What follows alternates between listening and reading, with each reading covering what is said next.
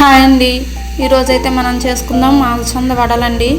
ఒకసారి అయితే నేను శుభ్రంగా కడిగేసి 6 గంటల తర్వాత అయితే నానబెట్టినవి చూపిస్తున్నాను మీకు.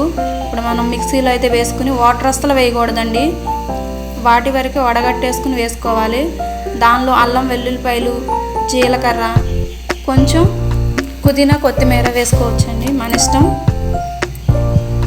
వేసుకుంటే చాలా బాగుంటుంది. బాగా కలుపుకుని చిన్న చిన్న వడల్లో అయితే మనం ఆయిల్లో అయితే వేసుకోవాలండి. బాగా కలర్ వచ్చే వరకు వేపుకోవాలి, అటు ఇటు తిప్పుకుంటూ మాడిపోతాయండి.